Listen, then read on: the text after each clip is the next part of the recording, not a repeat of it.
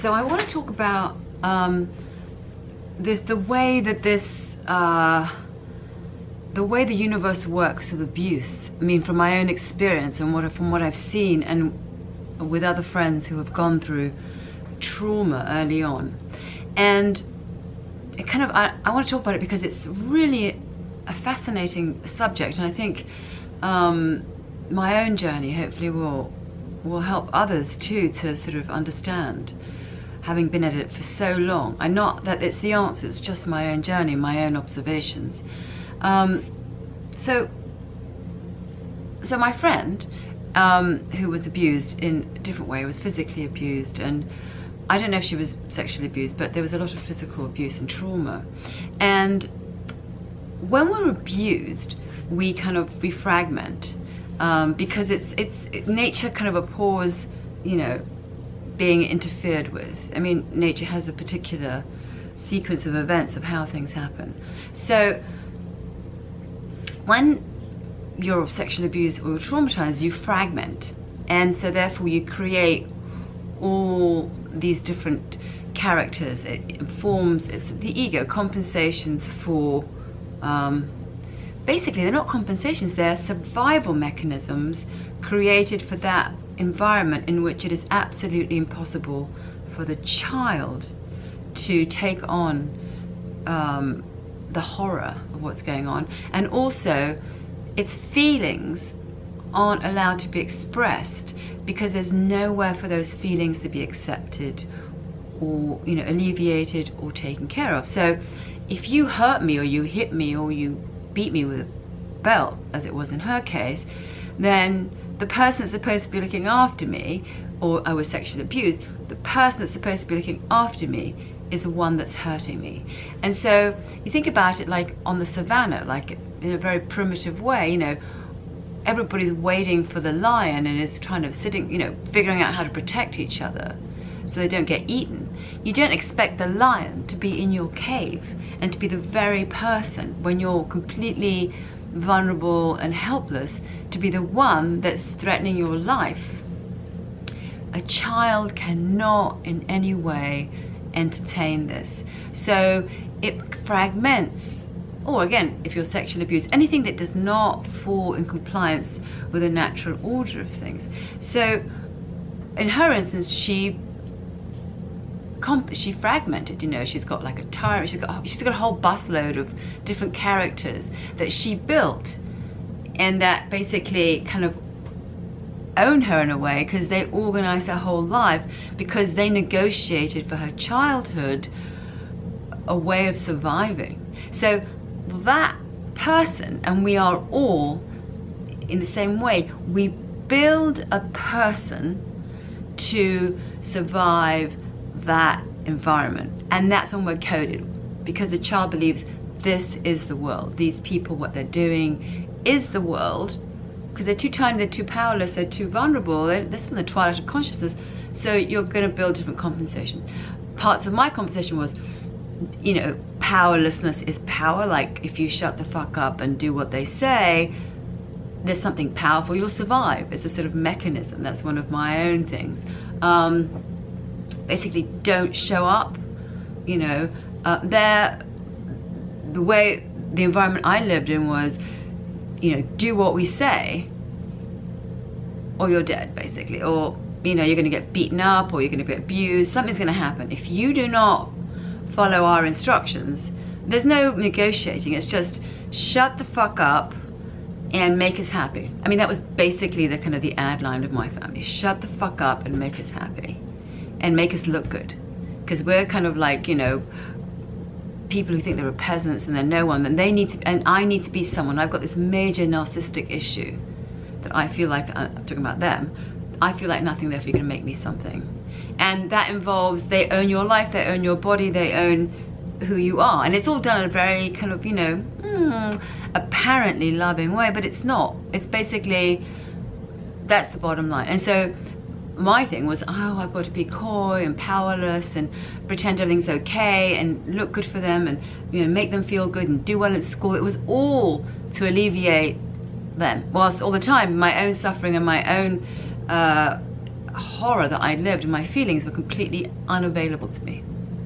So I was completely shut down, and tons of rage, which if I had not let that rage out, God knows I would have died of something, you know, in my ovaries. I feel it all the time.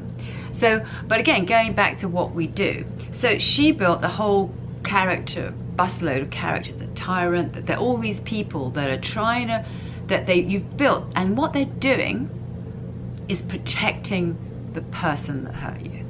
And this is how the whole formula works. You're a child, something terrible happens, the grief is overwhelming, the terror is overwhelming, there's nowhere to deposit that grief. There's nowhere or no one, because if sexual abuse is a secret, if you're hit, you know, they're both parents are agreeing, so where are you going to go, right? There's nowhere, there's no one to turn to who's going to alleviate your grief. You're 3, you're 4, you're 5, you're 6. So you hold on to the grief and the terror and the fear. And by doing so, and then you build, you know, this person built on the compensations, whatever that person is, right? She has a busload of people. I had a series of attitudes about, like, basically never showing up. And so you build this life. And you have no access. Therapy, self-help, all this stuff. It's just a huge, it's impossible. You cannot get there through it, because it's, the way it's built is so incredibly powerful. It's got tons of, like, pieces that, it's like a whole fucking submarine that's been built. It's an incredibly powerful armor. Somebody says, you know, the first code is almost the most unbreakable code. So you're not going to get there through this life. I think that's why ayahuasca is so powerful, because there is an entryway through the ayahuasca, because the ego is essentially kind of shut down. So she thinks it's normal, and I thought all this is normal, but in fact, your abused child has those feelings, is protecting the person by not releasing those feelings, because if she releases those feelings, her fear is, I will die, because there's no one here to alleviate any of the suffering, and so I need to make a contract with the people that hurt me, and therefore by making that contract that I will accept this and refuse my feelings, I will survive. And that's the poor children, you know, that's what they think. And they are firmly rooted in that belief. And they're inside of you, or somewhere in the pocket in the universe, but you're attached to that. And if you don't have access to that child, you know, you're being navigated by someone that you don't know. And I think that's the thing about ayahuasca, is that you can't get there unless you get there through a dimension that's not this one. Because I believe, and this is only again my belief, is that you arrive to people that you haven't chosen to arrive to. You didn't choose to come. Some people say you did, but from what I haven't seen anything different. But then again, who knows? And then thirdly, you're built when you're barely conscious. There are many forces in that place happening. You're too little, you're too unprepared to build anything. So who's building you? And from what I've seen in ceremony is that thousands and thousands and thousands and thousands and thousands of entities that show up to build the compensatory person when there's incredible damage to the child. And you literally, like a forest, you have to cut down all those entities. You've got to go release them all, because they're literally physically in your system. I mean, that's what I've been seeing for the last 3 or 4 years. Just the release of layers and layers and layers of entities that built the ego, understandably so, to survive an untenable situation. So with ayahuasca, so first of all, you don't know that she's even alive, that I had no access to, I didn't know any of this. This is like my life, and there's something wrong, but like, you know. So access in that dimension to a place I had no idea, and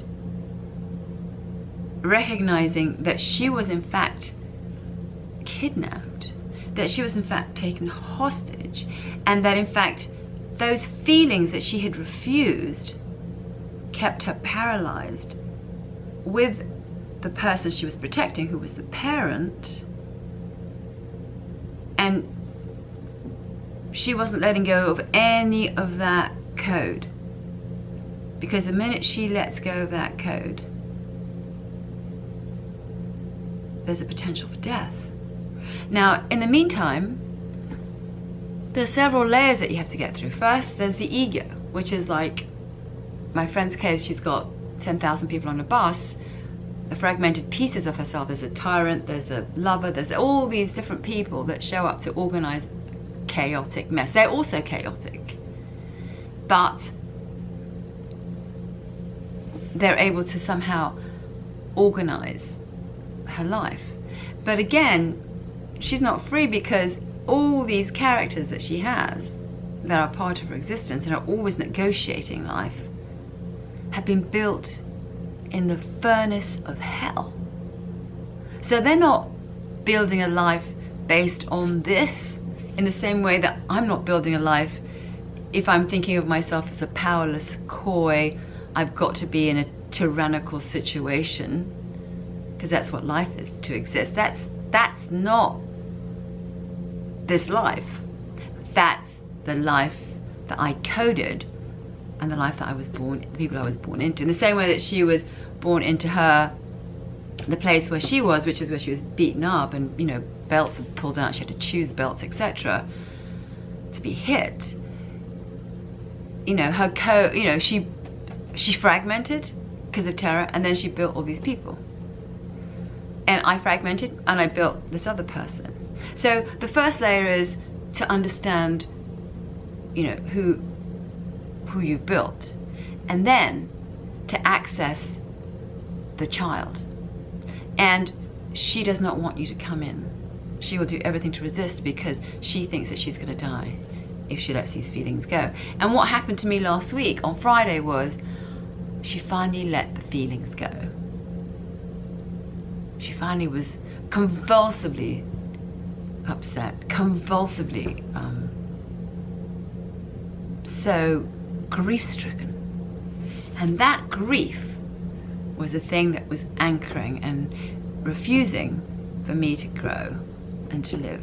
Now, is there any difference now today than yesterday? There's an understanding that takes time to blossom, right? But the thing is that to get, ultimately, these layers that you have to get through, is you have to access that little girl or that little boy, whoever, who is carrying that pain, who is shut down, who is protecting the adult, who is refusing to let go because it thinks it's going to die if it lets go of these feelings. It's a big journey there. And that's what we're constantly trying to get. We're trying to get at, it's like visiting the scene of the crime. You have to revisit, to repartner, to reconnect with the feelings. It's not a mental thing, it's the feelings that are trapped in the system. And I realized that my feelings, for example, of rage, which I had no access to, which were fucking phenomenal, and basically would have killed me. A few years more of this and my ovaries, God knows. And I had no access to it. Beneath that rage, which again was another wall I had to get through and I had to really understand, was incredible grief and broken heart of a little girl. And the other day, I saw them all dancing around naked, which is fabulous. That was after what was a horrendous, you know, Black Friday. So anyway, that I'm just saying, I think it's important for us to understand that the layers that we have to get to and the essence of who we are is very difficult to access. And that's the great thing about, I really believe that you're built in another dimension, and that's why ayahuasca is so important, because it gets you into the dimension to access wherever you're lost in a tiny fold of this universe. Because it doesn't die, you're alive. You just don't know how to get to you. You have no route in, you have no map, and the ayahuasca gives you directions. You have to do the work, and it's a constant thing to dismantle this huge piece of software. But it's just a little tiny frightened girl that doesn't think she's got anyone that she can talk to about what's happened to her and think she's going to die. So good luck all of us on this journey to recover, kind of a search and mission, rescue mission, to let her let those feelings go. That's all. Bye.